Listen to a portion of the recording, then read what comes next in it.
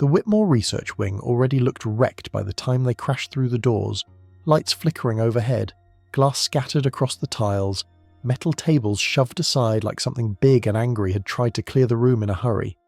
The air smelled like chemicals and old blood, and the echo of chanting drifted down from the second-floor balcony, low and steady, the kind of sound that made the walls feel thinner. Damon stepped over a broken microscope and squinted up at the balcony. "You know," he said, "if this is some twisted study group, I am really starting to miss the days when college drama was about exams." A voice answered from above, calm and cold. "You should not have come, Salvatore." "Oh good," Damon muttered, glancing at Elena and Caroline beside him. "The creepy chorus has a spokesperson." Elena already had one hand pressed against her shoulder, blood seeping between her fingers as she pulled Caroline behind an overturned cabinet. Her eyes darted up toward the balcony, tracking the three hooded travellers staring down at them like they were items on a checklist. Caroline hissed under her breath. "Why is it always a basement or a lab? Why can we not fight evil in a bakery for once?"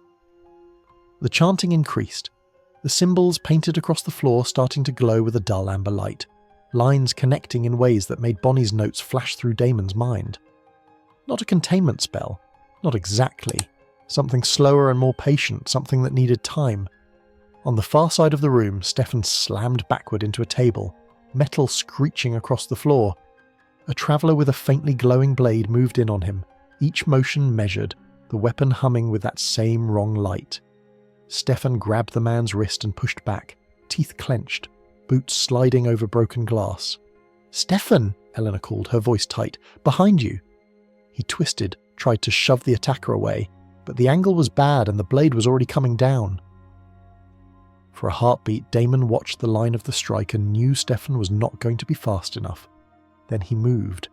He blurred across the floor, body reacting on pure instinct, the world narrowing to Stefan's shoulder and the edge of that blade.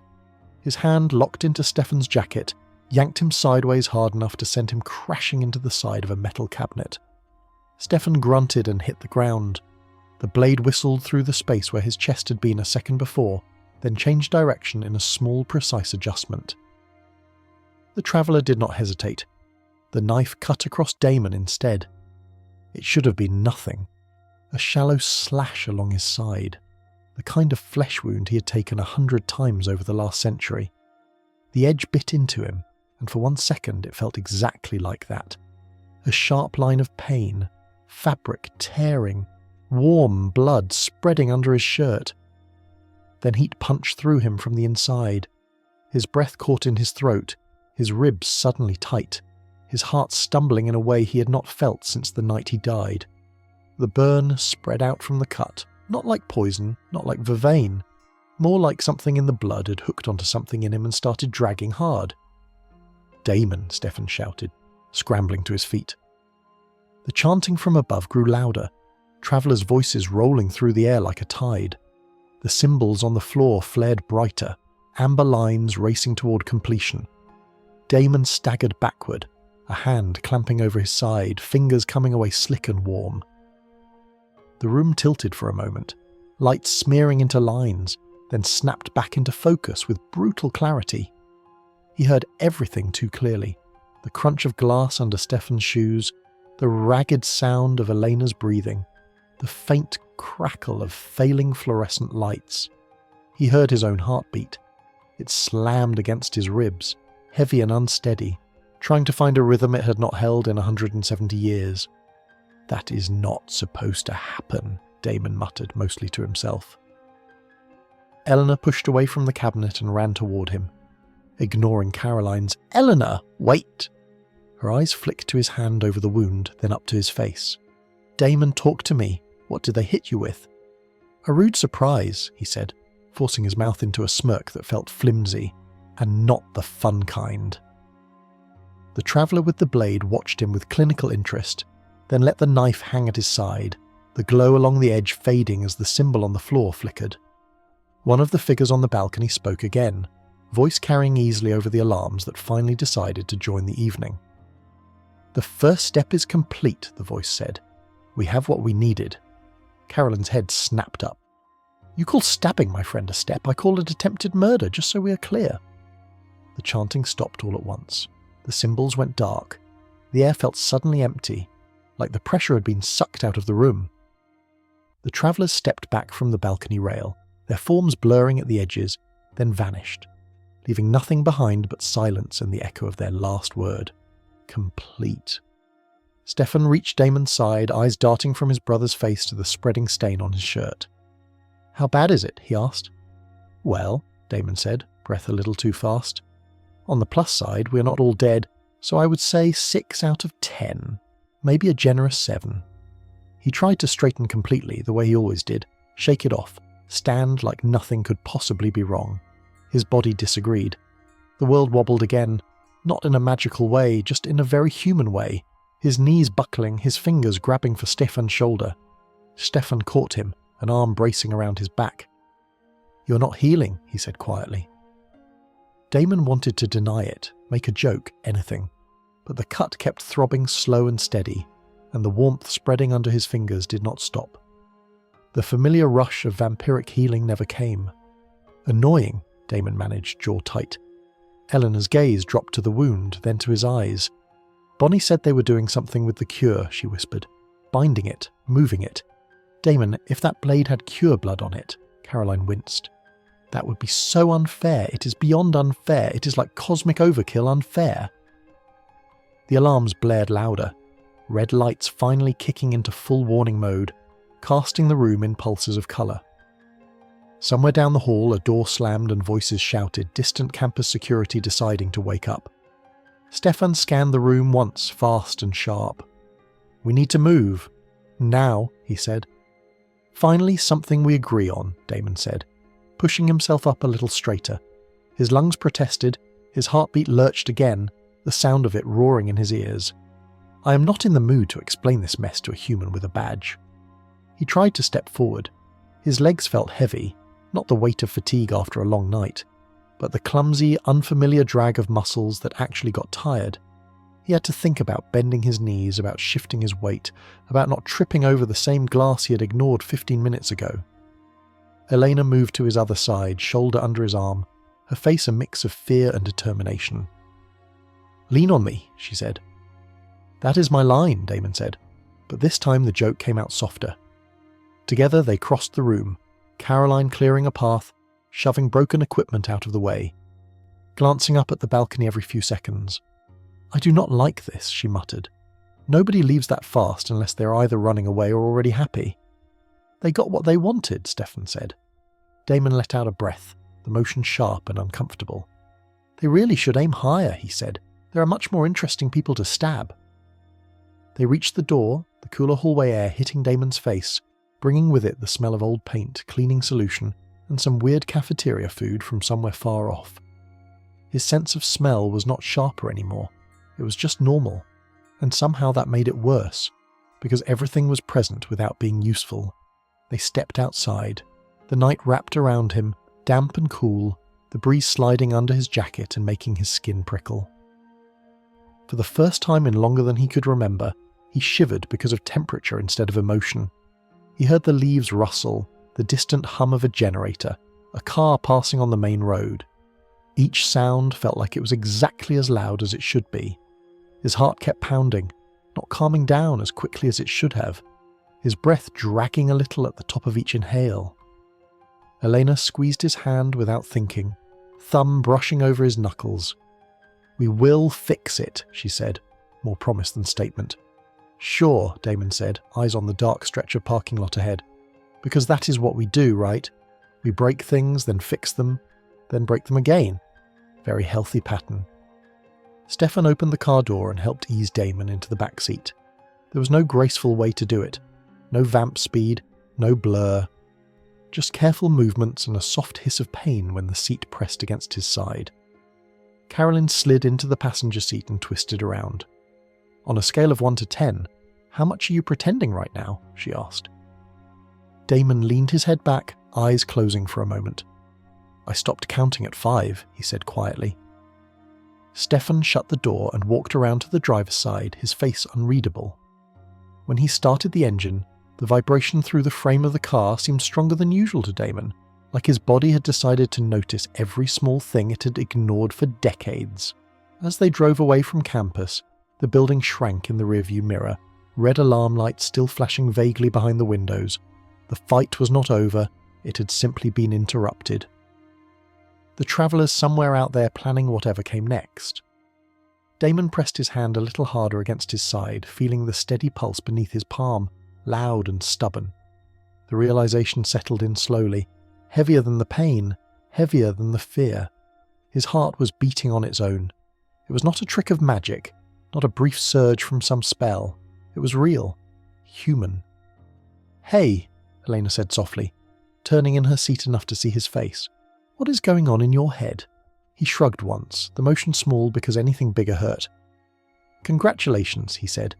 "You are looking at the worst party favour ever, because apparently, after 170 years of being very good at not dying, I just got dragged back into the human club." Carolyn exhaled slowly. "Damon, are you saying, like actually saying, that you think you are human?" he finished, staring out the window at the blur of trees. "Yeah, that would be the working theory." Nobody argued, because none of them wanted to test it, and because somehow, deep in that quiet part of themselves that always knew when Mystic Falls had shifted into a new nightmare, they all felt the same thing. The travellers had taken away more than Damon's strength. They had taken away the one thing he had used to protect them for a century, his certainty that he could always stand between them and whatever was coming. Now the threat was still coming, and Damon Salvatore was no longer the unbreakable one in the way. Morning crept into the Salvatore house like it was testing the place first. Pale light slipping through the curtains, dust drifting lazily in the beams. The silence thicker than it should have been for a house that usually sounded like arguments or footsteps, or someone slamming a door on purpose. Damon woke to it slowly. His eyes opened, not with vampiric sharpness, not with that instant clarity he had lived with for decades, but with a sluggish heaviness that sat behind them like he had slept too long, or not enough, or both at once. He lay there for a second, staring at the ceiling, trying to convince his body to catch up with him. His heart was already beating, loud, not steady yet, not calm, just working. He let out a slow breath, the air dragging slightly on the way out, and he closed his hand over his chest like he could reason with it. The rhythm did not change, it just kept going, stubborn and human, like it had something to prove. He pushed himself upright on the bed, and his body argued about it, a dull ache pulling along his ribs, muscles reacting slower than they should, balance shifting under him in a way he wasn't used to compensating for. "Okay," he muttered under his breath, jaw tight. "This is adorable." Standing took more thought than it should have. His feet hit the floor, cold wood running up his legs, and for a moment he just stood there, letting the room settle around him. No supernatural stillness, no predatory grace, just a guy who had to remember what being upright felt like. He walked toward the hallway. Halfway there, his hand brushed the wall, not dramatically, not because he was about to fall, just because his body needed the extra second to stay balanced, which somehow felt worse than falling would have. The stairs waited for him. They didn't look different. They felt different. He went down them slowly, breath tightening near the middle step, his heart speeding again like it was offended by gravity. He clenched his jaw and kept going, because that was what he did, because stopping would make it real. Voices drifted from the kitchen, low, careful. He stepped into the doorway.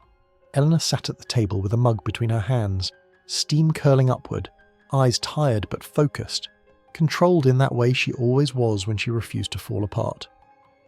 Stefan stood near the counter, arms crossed, staring at the floor like he was working a problem he hated.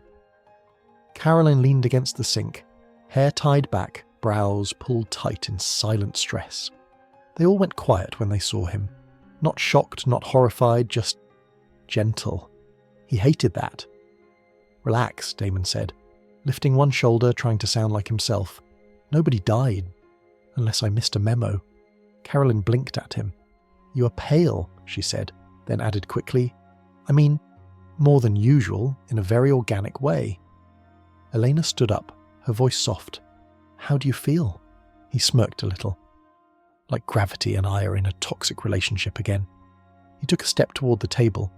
His foot caught slightly on the edge of the rug, barely a hitch, just enough for his balance to slip for half a second. He caught himself, but he felt it.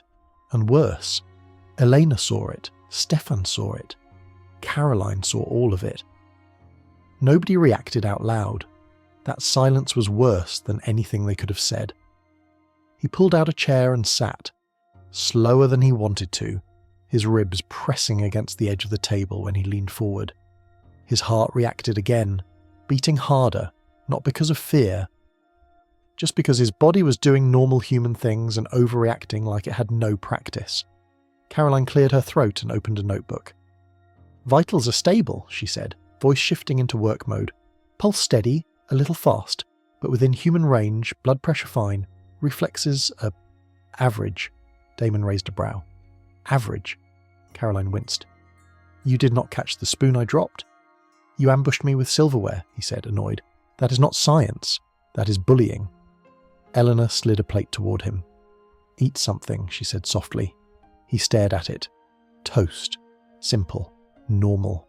Food had never mattered to him in a way that meant consequence. He'd tasted it. He'd enjoyed it. But it was optional. A hobby. Not a requirement. Now it mattered. He picked it up. The warmth soaked into his fingers, slow and lingering. And he was startled by how much he felt it. How present it was. He took a bite. The taste was muted, not heightened, not vivid, just real. Bread and butter and nothing magical about it at all. It stayed in his mouth. It stayed in his throat. It stayed in his body. He swallowed slowly and put the toast back down. Elena watched him, not with pity, not with fear, just honesty. "You are really human," she whispered. He didn't answer. He didn't need to. Stefan finally spoke, voice lower than before. "The travellers pulled out right after you were hit," he said. "They weren't trying to win the fight. They were trying to trigger something." "Mission accomplished," Damon muttered. Caroline tapped the notebook, eyes narrowing. "If they weaponized cure blood, they could use you as a variable," she said. "A test, a reaction source, a catalyst. Something bigger might be coming." Elena's jaw tightened. "Then we stop it before they finish." Damon stayed quiet. Not because he didn't have something to say, because he was listening to his own body instead, to the faint tremor in his fingers, to the weight in his chest, to the way every breath felt like effort he could not ignore. Stefan watched him carefully. He could see it. The shift. The way Damon wasn't slipping into sarcasm to dodge the moment. The way silence looked heavier on him now. "You do not have to pretend," Stefan said gently. Damon looked at him, eyes a little sharper. "I'm not pretending," he said, then softened slightly. "I just do not know what I am yet." The room stayed still. No one tried to answer that. Caroline's phone buzzed. She glanced at it, her expression tightening. "Energy spike near Whitmore East Quad," she said. "Same symbol marks as last night." Eleanor straightened immediately. "Then they are moving again." Stefan grabbed his jacket. "We go before they anchor anything." Caroline nodded, already halfway to the door. Elena turned back to Damon, her voice careful but firm. "You stay here." He laughed once, humorless. "Yeah, that is not happening." "Damon," she said softly, "you cannot heal anymore. You do not have speed. You do not have strength. If they hit you again..." "I'm not sitting here while you walk into something they planned around me," he snapped, breath catching halfway through the sentence, heart speeding up again whether he wanted it to or not. Stefan stepped closer. "This is not about pride," he said. "It is about risk. And right now you're the most fragile person in the room." Damon went still. The word hung in the air. Fragile. He hated it, because it was true. He swallowed, jaw tense, eyes fixed on the floor for a moment. Then he let out a slow breath. "Go," he said quietly. Eleanor hesitated. He forced a small smirk, the stubborn kind. "Do not worry, I will not touch the silverware test lab." That almost made Caroline smile. Almost. They moved toward the door, urgency wrapped around every step, the sound of their footsteps fading into the quiet. The house settled again. No voices, no movement. Just Damon. And his heartbeat. Loud, inescapable, human. He stood alone in the kitchen for a long second, hands braced on the table, chest rising and falling in uneven waves, and the truth finally pushed all the way in. They were going to war again. And for the first time in his life, he might not be able to stand next to them when they did. The house felt different when everyone else was gone. Quieter in a way Damon wasn't used to. Not the charged quiet of waiting for a fight. Not the smug quiet of planning something reckless. Just silence. Ordinary human silence. Heavy and unhelpful. He stood there for a moment in the kitchen, fingers resting on the edge of the table, breath moving in and out like it had to work harder than before, his heart tapping against his ribs in a rhythm he could not control, a reminder he did not ask for. He pushed himself away from the table and walked toward the living room, slower than he meant to, not because he wanted to be careful, but because his body made the decision before he could argue with it. The floor creaked under his steps, softer than he remembered, like the house was trying to adjust to him too. He crossed the room and stopped at the window.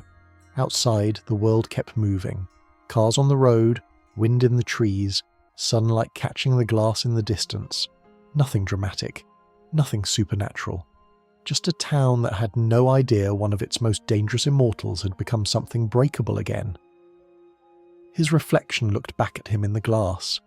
Not the same, not entirely different. Just smaller somehow. Not reduced, not erased, but grounded in a body that no longer promised survival by default. His hand drifted up toward the window, fingers brushing the glass, and for a brief second the cool surface steadied him, not because he needed support, but because the moment had weight, and he didn't know what else to hold on to. His chest tightened. Not a wound. Not a spell. Not a curse. Just a human body trying to keep up with feelings that used to burn out faster when blood did the work for him. He closed his eyes for a moment and let the breath out slowly, because now he had to. The quiet stretched. He moved again. The hallway felt longer than usual, each step measured, each shift in balance unfamiliar, muscle memory reaching for strength that no longer answered. His hand skimmed along the wall, not clinging, just tracing like he was reminding the house he was still there. Halfway down the hall, his head felt light for a moment. Just a flicker. He stopped and waited for it to pass, shoulders still, jaw tight, breath steadying with effort, and when it eased, he nodded to himself, annoyed, calm, alive. He walked into the study, books stacked on the desk, maps pinned to the board, scribbles from nights he never planned to sleep, notebooks full of leads and symbols and never-ending plans, the kind of chaos that used to thrill him, because it always led to motion, to action, to danger he could outrun. Now it just felt far away.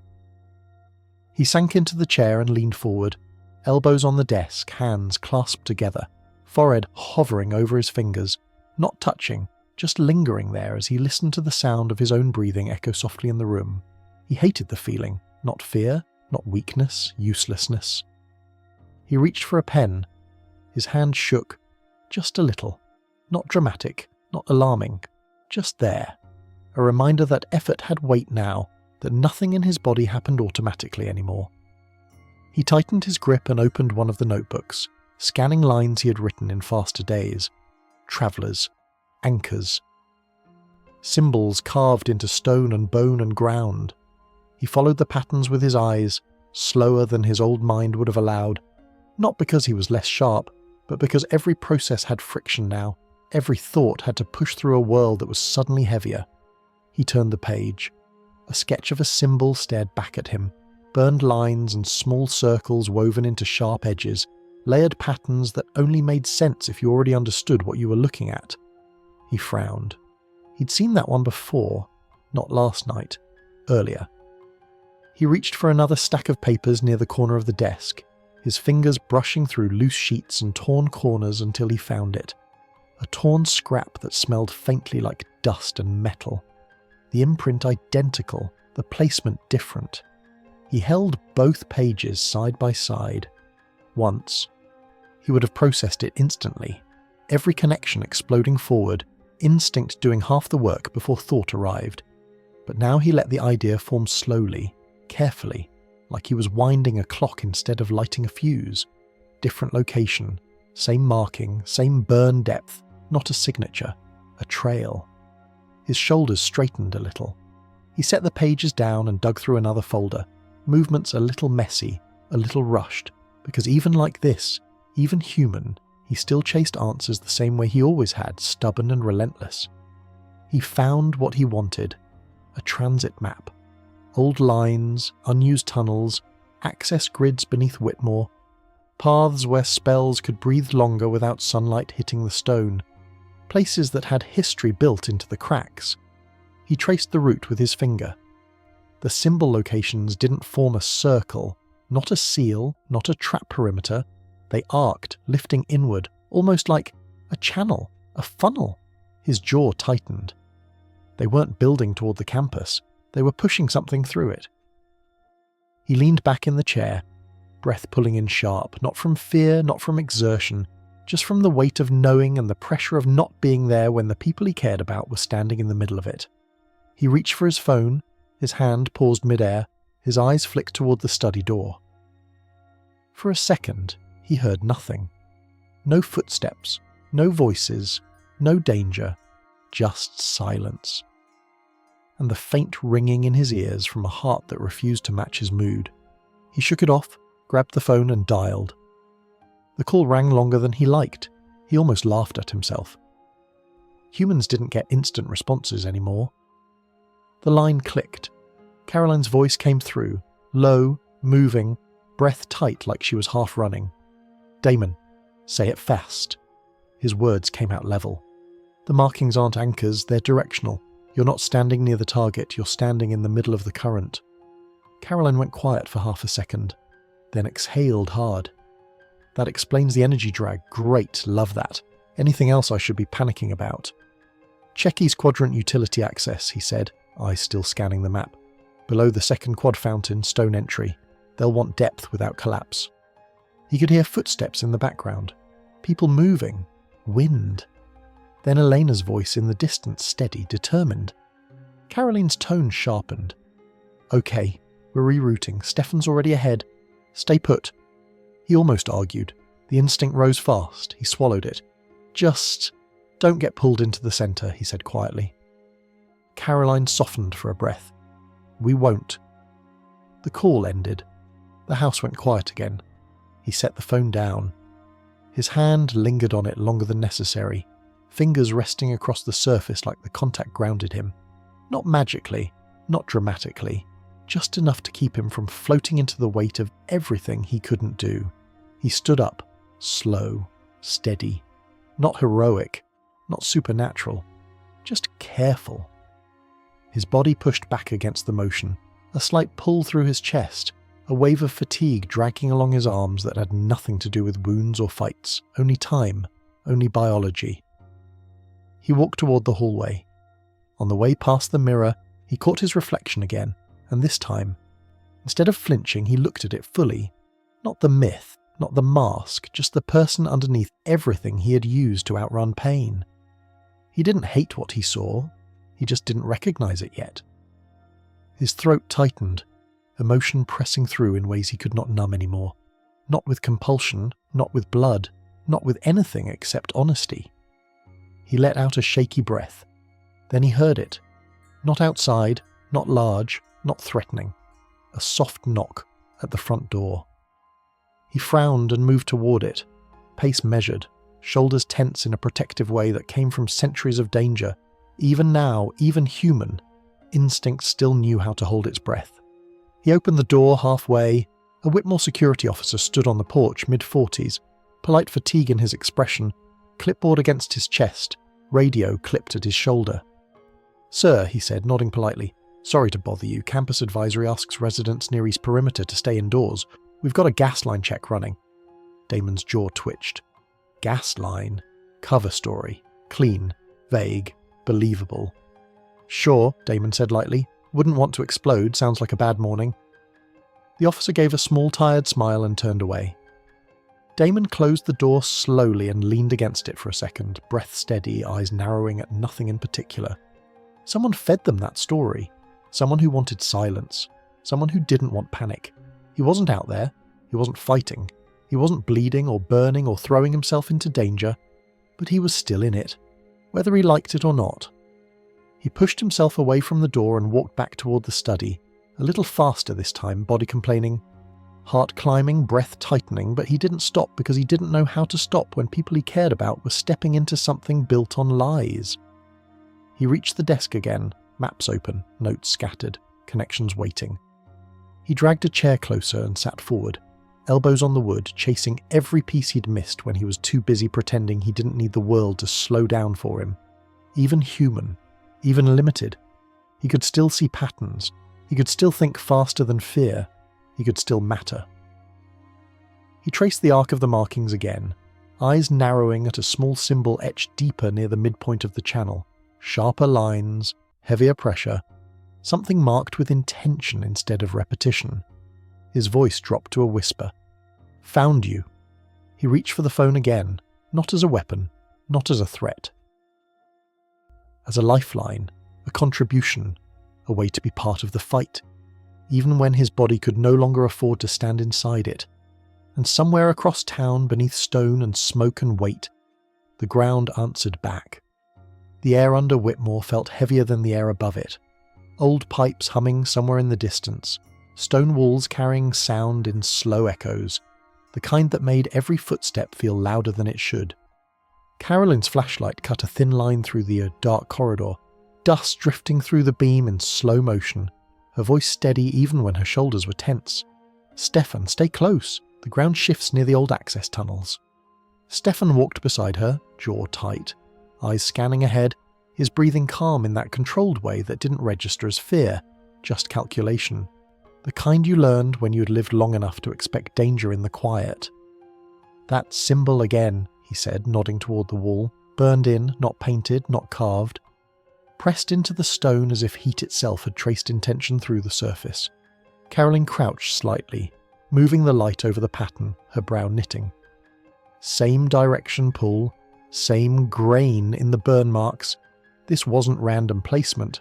Someone lined these up on purpose. Linear alignment, Stefan murmured. His fingers hovered inches from the wall without touching it, like memory might answer before the stone did. Carolyn glanced at him. You're thinking channeling, right? Not containment. Yeah, Stefan replied quietly. This isn't a barrier, it's a path. They moved deeper. The tunnel widened, opening into a low chamber beneath a rusted metal grate where stale air drifted downward like breath that never finished exhaling. Caroline slowed. Her shoulders stiffened. She tilted her head. Do you hear that? She whispered. Stefan stilled. Silence. Then faintly, a low vibration. Not mechanical, not constant, pulsing in slow intervals through the ground, like the echo of a heartbeat buried under layers of earth. His eyes narrowed. That's not gas lines, he said. Caroline gave a humorless smile. Yeah, figured. Her phone buzzed in her pocket. She pulled it out, glanced at the screen, and then answered. Damon, talk to me. Damon's voice came through on the other end, calm and focused. No theatrics, no lazy charm, just information moving freshly formed and painfully precise. You're standing near the midpoint, he said. There should be a secondary mark near the floor, left side, closer to the support column. Carolyn swept the light downward and exhaled. Yep, there it is. Great, love that. Stefan leaned closer.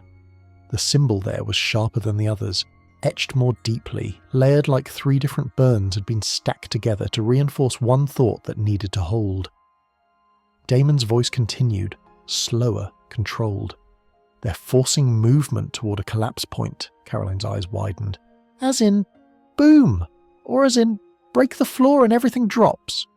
Break the floor, Damon said quietly, but only after it pulls enough through to make the collapse worth it. Stefan's jaw tightened. What are they funneling? There was a short pause on the line. Damon breathed in, then spoke. Residual magic, travelling through boundary lines.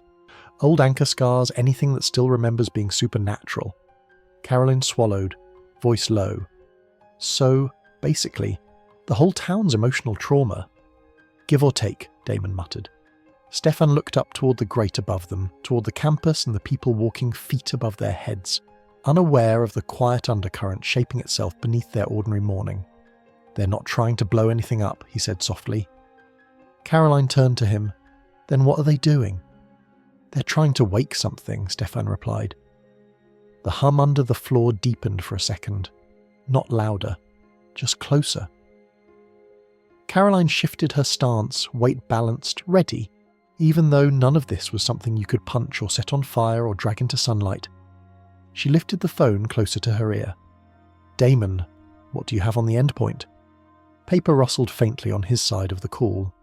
"I'm mapping the arc," he said. "If the pull pattern stays consistent, the collapse point isn't under campus, it's past it. Near the ridgeline toward the outer woods." Caroline frowned. "That's not a population centre." "No," Damon said softly, which usually means something's buried there. Stefan and Caroline exchanged a look. They didn't ask what. They'd lived too long for speculation to feel comforting. Caroline blew out a breath, controlled and grounded. "Okay, Stefan and I will keep tracing it. Call Elena, redirect her to the ridge road. We'll meet halfway." There was a brief silence, then Damon said, quieter than before, "Be careful." Caroline smiled faintly. "Always." She hung up. The room fell still again. Dust drifted. Stone hummed. Somewhere above them, students crossed from class to class, unaware that the ground beneath their lives remembered things they never would.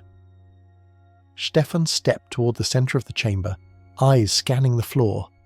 Small hairline cracks stretched outward from the deeper mark, not visible at first glance, not threatening yet, but real, pushing outward, subtle, inevitable. Caroline shook her head. "That's going to give," she said, voice firm. "Not today," Stefan replied. His eyes moved across the room in measured lines. He wasn't looking for the problem anymore. He was looking for the trigger, the thing that, when removed, would let the collapse happen on someone else's terms. He stopped. There, near the edge of the chamber, tucked behind a rusted pipe, a small object rested against the stone, not ancient, not mystical looking. Just practical, modern, carefully placed where it would be useful but hidden enough to not get kicked by accident. Caroline followed his gaze. Her breath tightened. Detonator casing. Stefan nodded once. "So they don't trust the spell to finish it?" "They want control," Caroline said. Stefan crouched near it, careful, steady, every movement deliberate, his hand hovering above the device, close enough to read, far enough not to trigger. Caroline scanned the ceiling, the entry points, the pattern on the floor. "This is a choke point," she murmured. "Someone's supposed to come here. And when they do," Stefan added, "this whole thing goes down." Caroline swallowed. "Do we defuse it?" "Not yet," Stefan said softly. Her head snapped toward him. "Not yet." He straightened and looked toward the tunnel leading deeper. "If we break the device now, the current keeps building and we lose track of where it's going." Caroline exhaled through her teeth, frustrated, acknowledging he was right and hating every second of it. "So we follow the energy upstream." "Yeah," Stefan said quietly. They both stood there for a moment, the gravity of the decision sitting between them, heavy but necessary. Caroline nodded once. "Okay then, let's go see where this nightmare ends." They turned and continued down the tunnel, light sweeping across rough stone and faded graffiti, footsteps echoing through a corridor that had heard lives pass before them and would hear more long after, if it stayed standing. Above ground, wind moved through the trees near Whitmore's edge, branches shifting in slow arcs. Sunlight breaking across the ridgeline like it didn't know it was shining over a sleeping fault in the earth. On the other end of the line, Damon's fingers tightened around the phone. He wasn't holding any more, the map spread across the desk in front of him, patterns converging in a line that ended first at the ridge, then farther, older, deeper. He traced the endpoint again. Not a cemetery, not a ruin, a clearing, untouched long enough for memory to settle there. His heart beat faster, not in fear, not in panic, just in awareness, in the realization that this wasn't about the present, or the town, or the spell alone. This was about history waking up in the wrong place. He closed his eyes for a second, breath steady, controlled, human, alive. He couldn't run there. He couldn't force himself into the centre like he used to. But his voice could still reach them. His mind could still protect them. His stubbornness could still matter. He reopened his eyes, and somewhere beneath the ridge, beneath stone, beneath memory, the current began to pull harder. The ridgeline felt like the wrong kind of quiet. Trees packed tight, branches crossing overhead, the ground dipping into a shallow bowl that hid the clearing from the road, like the land itself had decided this was a place to keep secrets. Elena stepped out of the car, shoes crunching on dry leaves, and felt it immediately. A low pressure in the air, not wind, not sound, just a weight pressing against her skin in slow waves. Bonnie came around the front of the car, eyes already narrowed, her fingers flexing like they were tasting the energy. "There is a current here," Bonnie said, voice low. "Not anchored yet, but close." Stefan and Caroline emerged from the trees on the far side of the clearing, dirt on their clothes, shadows under their eyes. Caroline's flashlight hung useless at her side now that the afternoon light filtered through the branches. Stefan's gaze stayed sharp, tracking every line in the ground. Caroline lifted a hand. "Welcome to our haunted picnic spot," she said, then pointed toward the centre. "We found the end of the line." At first glance, the clearing looked ordinary, uneven dirt, scattered stones, stubborn grass. But once Elena walked closer, the pattern snapped into focus. Symbols burned into the earth along the outer edge, shallow circles and sharp lines, each one feeding the next, all of them funneling toward a single mark seared into exposed stone in the middle, darker and deeper than anything around it. Bonnie went straight to the centre, boots stopping just outside the deepest mark. "They have been building this for years," she said. "Each spell they cast, each boundary they twisted, all of it pushed through Whitmore and dragged down to this point." Elena felt a faint pull under her ribs. Not pain, just wrong. Like someone had reached for the strings that held her together and brushed them with cold fingers. Stefan moved around the perimeter, his voice calm but hard. "If this finishes," he said, "the channel under Whitmore cracks open here. Everything it dragged with it spills out and tries to ground in whatever is living and closest." "Meaning us?" Caroline muttered. "Or anyone unlucky enough to be on a hike today?" "Meaning everyone in range," Bonnie said. "Emotional scars, supernatural residue, compulsion damage, grief. All that energy tries to cram itself into human nerves. Best case, breakdowns, worst case, burnouts." Elena's throat tightened. "So we stop it," she said. "Rip it up, break the lines, same as before." Bonnie shook her head, eyes still on the centre. "This is different," she answered. "The channel is already live. If I just smash it, the current snaps loose. We do not control where it lands." Caroline sighed. "So we cannot blow it up, and we cannot leave it. Those are our two least favourite options. What now?" "I need a new endpoint," Bonnie said. "Something made to take this kind of hit. Something that will not shatter the second it fills up." Elena pulled out her phone and dialed before anyone argued. Damon picked up quick, his voice tight. "Tell me nobody's glowing or on fire." "We are at the ridge," Elena said. "Bonnie found the endpoint. She needs something that can take the spell impacts. Do you remember anything that could act like a magical sink?" There was a short silence, Damon's breathing faint on the line, paper rustling near the phone. "Think heavy," Damon said, more to himself at first. Something that already carried traveller magic without whining about it. Bonnie moved closer to the phone and spoke clearly. "I am listening, no pressure. Just the part where we all keep our brains." Damon's tone shifted, focus sliding into place, the way it always did when he saw the pattern. "The old traveller stone under Lockwood Land," he said. "The one they used to bind the invocation lines. It soaked spell energy for a century. It did not crack." Bonnie blinked. "It is buried," she said, "and it weighs a ton. We cannot drag it up here." "You do not have to," Damon replied. "You just redirect the last piece of this channel off the ridge and into that stone, like rewiring a very grumpy bomb. Let the rock take the hit." Stefan looked at Bonnie. "Can you do it?" Bonnie dropped to one knee beside the central mark, hand hovering over it, eyes half closed as she listened to the hum below. "Yes," she said after a beat, "but when I shift it, there will be a moment when the spell is looking for a living anchor. If I miss the stone window, even by a breath, it grabs whoever is closest instead." "So do not miss," Caroline said, trying to sound lighter than she felt. Elena kept the phone to her ear. "Damon, stay at the house," she said quietly. "If this goes sideways, you are the one who cannot heal." "Yeah, I got that memo," he answered, voice dry. Then softer. "Just remember, you do not have to stand in the middle of it to prove anything. Let Bonnie handle the insane witch part. Your job is to walk away when she says run." "Since when do you give orders?" she asked. "Since I got downgraded to human strategist," he said, and she could hear a hint of a smile that didn't hide the fear. "And because I love you, which is deeply inconvenient." Despite the tension, her mouth twitched. "Keep the line open," she said. "Not going anywhere," he replied. She set the phone on speaker in her jacket pocket, Damon's breathing a faint background sound, and stepped back as Bonnie straightened. "Stay where you are," Bonnie said. "Do not cross the inner ring, no matter what you feel."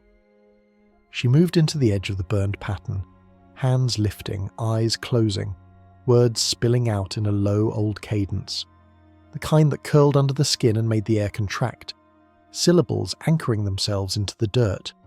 The ground hummed, the outer symbols began to glow, the same dull amber from the tunnels, lines lighting up in sequence, each one feeding the next, building pressure toward the centre.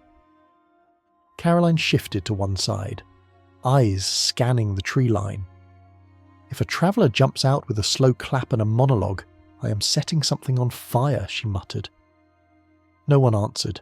The mark under Bonnie's feet burned brighter, heat rolling outward. Eleanor felt the tug again, stronger this time, a pull at the edge of her mind, like the spell was skimming through her memories, weighing them, tasting every moment of loss and pain, every regret she thought she had buried. Her feet prickled, like the ground was trying to step closer instead of her. She forced her shoulders back, breath steady. Stefan watched the lines, eyes narrowed, jaw clenched, his own past heavy in the air around him, blood and ripper nights and faces he could never forget, grief so old it had its own gravity. The energy noticed. The glow flared sideways for a heartbeat, leaning toward him. Stefan swayed just slightly, caught between staying still and that invisible pull. Elena moved to him without crossing into the mark, fingers closing around his sleeve, voice sharp and grounded. "Stefan," she said, "look at me." His eyes snapped to hers, pupils blown, memories crowding behind them, all the times he had been the one to lose control, all the reasons he thought he deserved to burn. "You do not get to pay for this too," she said, steady. "You already paid enough. This is not yours." The spell hesitated. Bonnie felt the opening and pushed harder, voice rising, words shifting, hands carving new shapes in the air as she reached. Not for the ridge, but for the echo of the Lockwood stone, for the old anchor buried under different dirt. "Lockwood stone," she breathed through the chant. "Take the weight, hold the line, keep it." The light surged, shooting straight up from the central mark like a column, then bending, ripping sideways along a path only magic remembered, away from the ridge, away from the clearing, away from them. Under Lockwood land, deep in the ground, a heavy stone shuddered once, hairline fractures glowing white, then dimming as the spell slammed into it, filling cracks, taking the current, holding, containing, the way it had been made to do. The clearing shook once more, then stopped. The glow along the lines faded, leaving only scorched dirt and the smell of heated air behind. Bonnie dropped to one knee, breath ragged, shoulders shaking. Stefan caught her by the arm and helped her up, steady, careful. "It is done," she said, voice hoarse. "The channel closes at the stone now, not here. The travellers lost their endpoint." Caroline blew out a breath that sounded the half-laugh, half-collapse. "So we did not explode. Nobody melted. I am calling that a win." Eleanor's knees felt weak with the sudden absence of pressure, like someone had taken a heavy hand off her chest. She pulled the phone from her jacket. "Damon," she said, "we're okay. It worked." There was a beat of silence, then his exhale came through, shaky, real. "Good," he said quietly, "because the idea of you all getting nuked while I was stuck babysitting the coffee table. Not my favourite scenario. You helped," she said. "We needed the stone. We needed the map. You did that." "Support staff," he muttered. but the edge was softer. "I am on my way up. Try not to start another apocalypse before I get there," she almost smiled. "We will do our best," she said. They waited near the edge of the clearing while the last of the tension leaked out of the air. The wind finally picked up, moving through the branches. Birds started up again in the distance, as if the woods had decided it was safe enough to breathe. Damon appeared through the trees a few minutes later, one hand on a trunk for balance as he stepped over a root. Breathing harder than he wanted to show, every muscle reminding him the climb had not been designed for someone with a brand new mortal body. Stefan watched him for a moment, reading all of it, then gave a small nod. "You walked that whole ridge," he said. "Yeah," Damon answered, trying for light. "Turns out the vampire speed setting is gone. Who do I complain to about that?" Caroline gave him a quick once-over. "You look tired," she said, then added gently, "in a good, healthy, annoyingly human way." Bonnie managed a tired smile. "Your stone idea saved us," she said. "So I guess we keep you even without the super strength." He shrugged, but the compliment landed. His gaze found Elena. She stood a little apart from the others, arms loose at her sides, eyes on him in that way that made everything else blur, like she was grounding herself on the sight of him still walking, still breathing. He walked over, slow but steady. "How was the almost meltdown?" he asked. 1 out of 10 would not recommend. "Loud," she said. "Terrifying. Messy. Very on brand for us." "Should have been there," he replied. Then his expression shifted, more honest. "I hate that I was not here." "You were," she said. "On the phone. In Bonnie's plan. In the way we kept thinking like you. We needed that." He let out a quiet breath, eyes on the burned lines. "I spent a century being the guy who walks into the worst part of the room, because I know I will survive it," he said. "Now I walk up a hill and my lungs file a complaint. I do not know who I am without the rest of it." "You are Damon," she answered. "The one who sees patterns when everyone else sees noise. The one who keeps pushing when everyone else is tired. The one who keeps us from falling apart with a stupid joke at the worst possible time that did not come from your fangs." He looked at her, something in his shoulders easing just a fraction. "Maybe," he said, "but it is harder to believe without the cheat codes." She drew in a breath, fingers brushing the ring on her hand. "Then let me show you something," she said. She slipped the daylight ring off her finger, held it between them. His eyes flicked to it, then back to her, confused. "Elena," he said slowly, "what are you doing?" She stepped into a shaft of sunlight that broke through the branches, letting it fall fully on her face, her hair, her hands. The light warmed her skin. Nothing burned. No smoke, no fire, no vampire reaction. Just a girl standing in the sun with a racing heart and a choice she had already made. Damon stared. His own heart stumbled, then kicked hard in his chest. "You," he started, then had to try again. "When did you?" "Before all this," she said. Voice soft but steady. "When there were 2 doses in play, Bonnie and I found a way to get one out of the Traveler's reach. I took it, quietly, in case the fight for the cure went bad. In case I wanted this life and the chance disappeared." He swallowed, words slow. "You did not tell me." "I wanted to," she said. "When things were calm, when it was our decision, not a reaction. Then last night happened, and they forced yours. I was trying to find the right moment in the middle of the wrong day." He looked at her, at the ring in her hand, at the faint flush under her skin from standing in the sun too long. "You are human," he said. "Yes," she answered.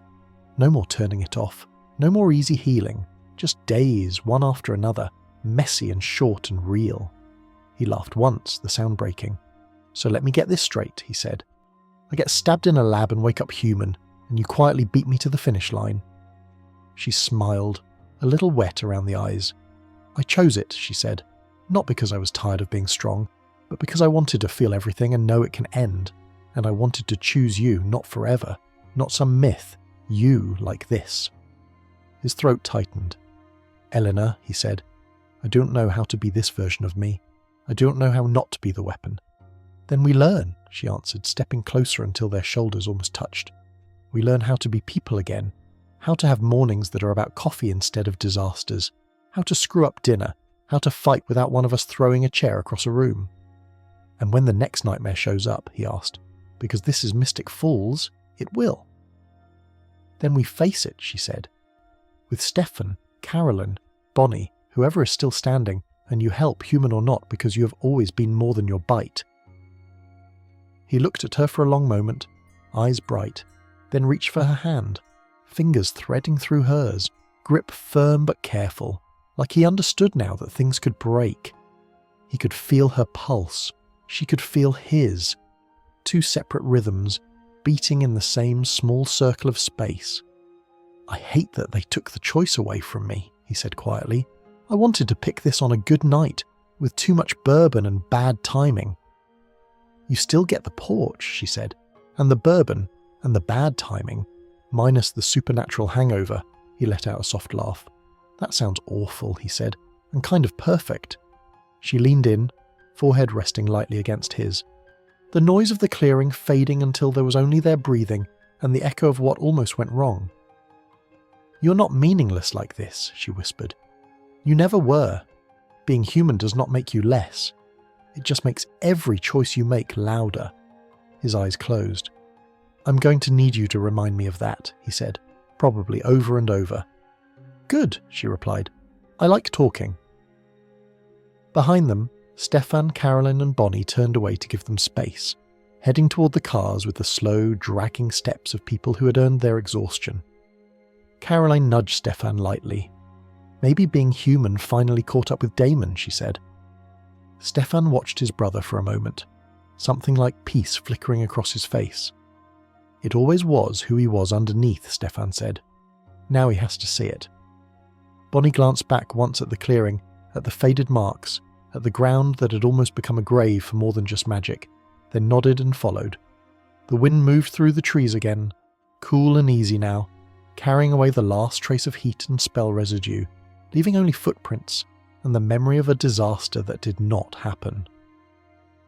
Later, as the sun dipped lower and shadows stretched long toward town, Damon and Elena walked back through the trees together, steps not entirely steady, hearts very loud, the future smaller and more fragile than the eternity they once imagined. It was not forever. It was something better. It was theirs.